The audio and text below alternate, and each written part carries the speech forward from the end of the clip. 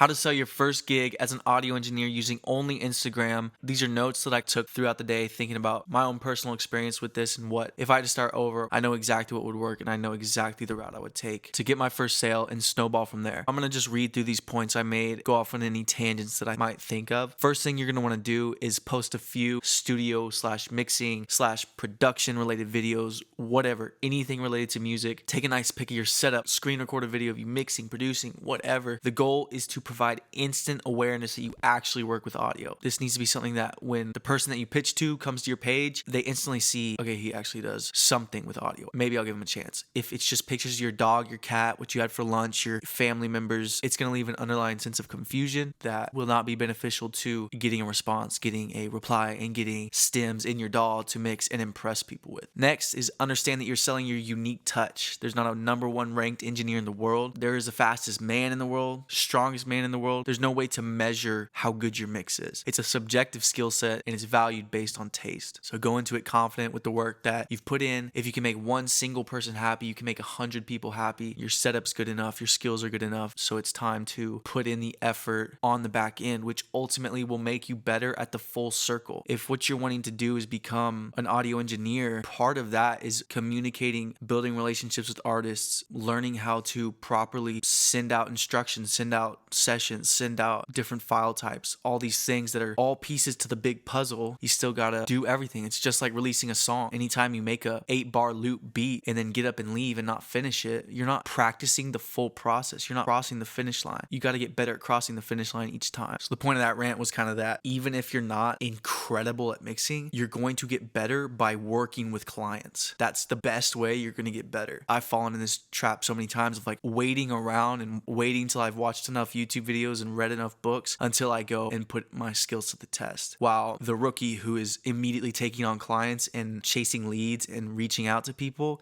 is going to get better exponentially faster than anybody sitting around reading and just obtaining head knowledge. Next is you got to come up with a pitch. The best way, in my opinion, to pitch, especially an artist, a creative, is to compliment them and then leave a question. We all are obsessed with talking about ourselves. If you give them a compliment and then ask them something about themselves, you significantly increase your chances of getting a response. What we're after is a response. That's what we need. Once you get enough customers, you'll be able to be more straightforward with people and just say, want to work, something like that. I'm kind of at the point where my pitch is something like this. Hey, your sound is awesome. What if I give you your first mix and master free? And I never send that to somebody who I don't actually think their sound is good. I don't want to work with people whose music I don't enjoy listening to, because the whole reason of me pursuing work in audio is because it's my passion, because I like music. The whole point of giving your first service free is that the person needs to know you, trust you, and feel a sense of authenticity. So offering that first service free will put you in a position of power, have the leverage to, one, see if this is someone you actually want to go into business with, two, see if their music is something you'll actually enjoy working on, because you never know until you're actually under the hood, and three, allow you to cut the tie in advance with no extra obligations or strings attached. The reason I feel like, especially for creatives, offering the first service free is so powerful is because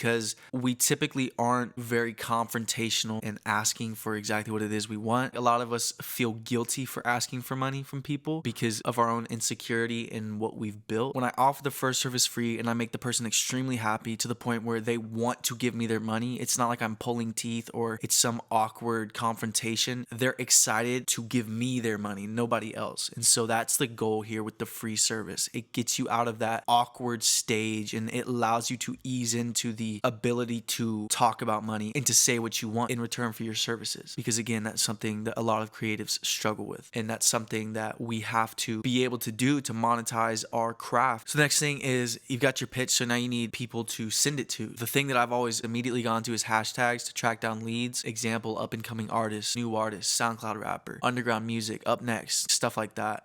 You want to find artists that you believe you can even help 1%. You think you can bring anything to the table to immediately send them a pitch. And I said on here, find artists you believe you can help and send the pitch out to like you're an internet provider. And so the cool thing about this is the more you do it and the more you look into using Instagram as a tool, as a business tool, you'll end up tricking the algorithm into sending you undeveloped artists. Once you chase leads for long enough, we all know how the algorithm works. You look at something for long enough and it starts popping up everywhere. So the cool thing about this is anybody who is running like promotions or something, Instagram will send them to you because you're somebody who is interested in that stuff. The beauty of love that is people paying for promotions are the same people who will be down to pay for a quality upgrade to their music. I've gotten my biggest clients off of them popping up on my feed. I didn't go anywhere. I was just scrolling. Came across them, sent them pitch, boom, landed. It's just consistency on the back end. Again, you've got to run the whole race in order to get good at the whole thing. It's just very simple. I don't know, just something to think about. I think I'm donezo's, man.